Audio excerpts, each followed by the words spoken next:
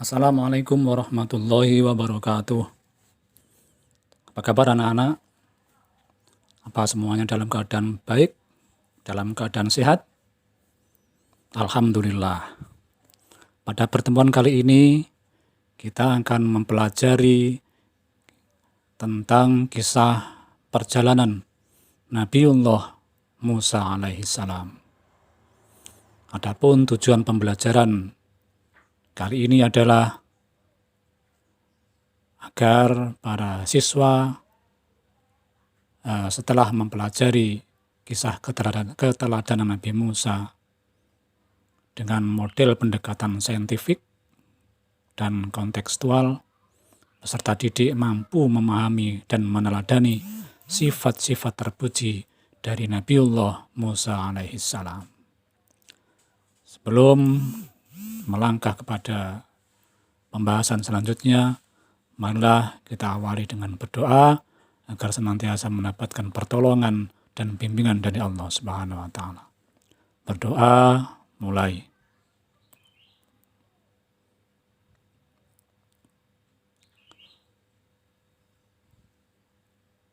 Selesai. Anak-anak sekalian, jika kita mendengar nama Nabi Musa alaihissalam, kira-kira apa yang ada dalam pemikiran kita? Ya, betul. Fir'aun. Kenapa kok Fir'aun? Ya karena Nabi Musa lahir pada zaman Raja Fir'aun. Siapa Raja Fir'aun? Raja Fir'aun adalah seorang raja yang kejam, yang zalim, yang durhaka kepada Allah Subhanahu wa taala. Kekuasaannya luas, tentaranya banyak dan kuat. Sehingga dengan kekuatan itu, dia menobatkan dirinya sendiri sebagai seorang Tuhan. Ini adalah sebuah kezaliman yang luar biasa yang pernah dilakukan oleh Raja Fir'aun. Beliau juga raja yang kejam. Salah satu kekejamannya adalah pernah memerintahkan kepada tentaranya untuk membunuh setiap bayi laki-laki yang lahir pada waktu itu. Kenapa demikian? Ya, ini karena Fir'aun mendapatkan kabar dari tukang ramalnya bahwa suatu ketika nanti akan lahir anak laki-laki dari Bani Israel yang akan menggulingkan kekuasaannya. Maka dari kabar itulah kemudian dia menyuruh bala tentaranya untuk mencari setiap bayi laki-laki yang lahir untuk dibunuh. Alhamdulillah, termasuk Nabiullah Musa tidak luput dari upaya pembunuhan. Alhamdulillah diselamatkan oleh Allah Subhanahu wa taala dengan dihanyutkan oleh ibunya di Sungai Nil. Berikutnya adalah tongkat. Ya. Nabiullah Musa terkenal dengan mukjizat tongkatnya. Tongkat Nabi Musa sebenarnya adalah tongkat biasa yang beliau gunakan untuk menggembala kambing. Tapi atas izin Allah, tongkat itu kemudian menjadi ular, bisa membelah lautan. Semuanya adalah atas izin Allah Subhanahu wa taala. Berikutnya adalah Sungai Nil. Ya, Sungai Nil. Sungai di mana Nabiullah Musa alaihissalam dihanyutkan oleh ibunya.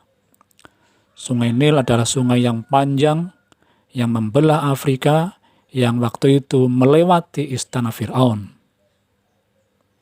Sungai Nil terkenal sangat ganas karena dihuni oleh binatang-binatang buas. Namun, karena tekad demi menyelamatkan sang anak, ibunya rela menghanyutkan Nabi Musa di Sungai Nil, dan atas izin Allah, Nabi Musa pun terselamatkan. Anak-anak sekalian, ada pertanyaan, apakah Nabi Musa itu keturunan Nabi juga?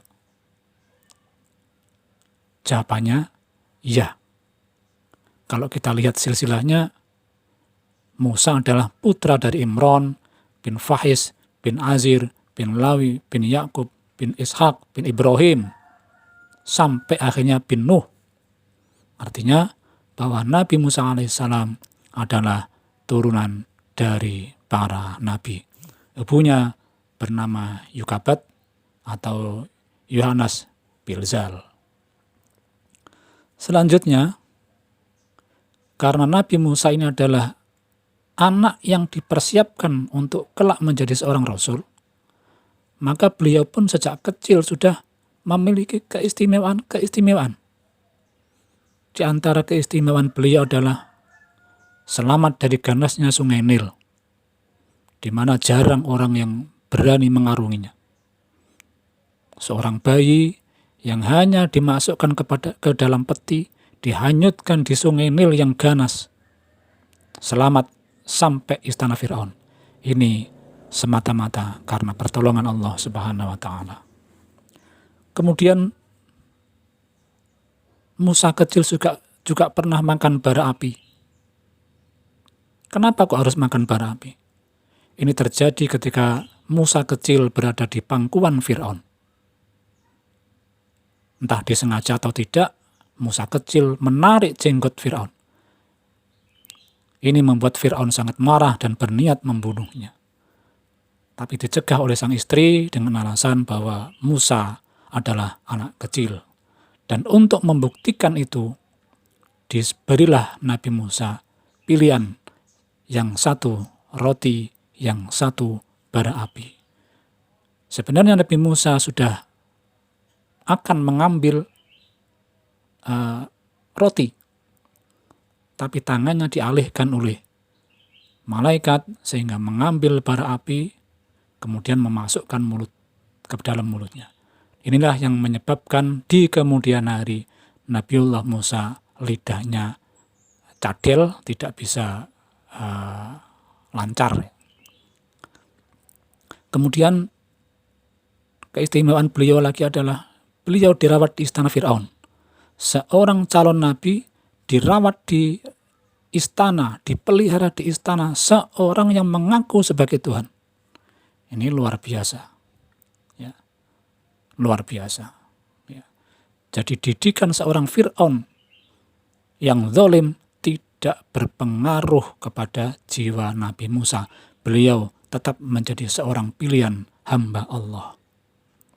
Kemudian keistimewaan Nabi Musa berikutnya adalah beliau tidak mau disusui siapapun kecuali oleh ibunya sendiri. Ketika Nabi Musa dihanyutkan di sungai dan masuk ke istana Fir'aun, beliau dalam keadaan bayi, masih membutuhkan air susu.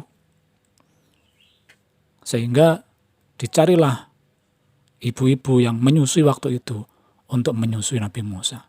Tapi Nabi Musa tidak mau. Sampai akhirnya ditunjukkan pada seorang ibu yang mungkin bisa menyusui Nabi Musa. Dan terbukti bahwa ibu itu sebenarnya adalah ibunya Nabi Musa sendiri. Maka akhirnya Nabi Musa mau menyusu kepada beliau. Inilah beberapa keistimewaan yang diberikan oleh Allah kepada Nabiullah Musa alaihissalam. Berikutnya adalah mukjizat Nabiullah Musa alaihissalam. Bahwa untuk membuktikan kenabian seseorang, Allah memberikan keistimewaan berupa mukjizat. Dan mukjizat Nabi Musa adalah satu berupa tongkat. Di mana tongkat sebagaimana di awal tadi disampaikan, bisa berubah menjadi ular, bisa membelah lautan, di mana waktu itu Fir'aun ditenggelamkan. Kemudian mukjizat beliau berikutnya adalah telapak tangan beliau yang bisa bercahaya. Ketika telapak tangan itu dimasukkan ke sela-sela baunya, kemudian dikeluarkan, tangan itu bercahaya. Ini sebagai bukti kenabian beliau. Kemudian mukjizat berikutnya adalah beliau dianugerahi badan yang kuat. Ini terbukti ketika ada orang berkelahi, satu dari golongannya, satu lagi dari golongan Fir'aun, di mana waktu itu Nabiullah Musa hendak melerai perkelahian itu, justru dilawan oleh dia yang berasal dari golongannya Fir'aun. Hanya dengan sekali pukulan, orang itu pun jatuh dan mati. Inilah keistimewaan yang diberikan oleh Allah kepada Nabiullah Musa alaihissalam. Anak-anak sekalian,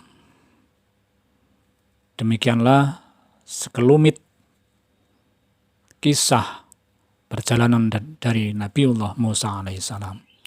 Semoga dengan mempelajari, dengan menganalisa kisah perjalanan hidup Nabi Musa yang penuh tantangan, bisa memberikan pelajaran kepada kita untuk meneladani sifat-sifat baik, sifat-sifat terpuji dari beliau Nabi Musa alaihissalam. Akhirnya dengan mengucapkan alhamdulillahirabbil alamin, maka pertemuan kali ini kita akhiri. Saya akhiri, wallahul muwaffiq ila aqwamit thoriq. Assalamualaikum warahmatullahi wabarakatuh.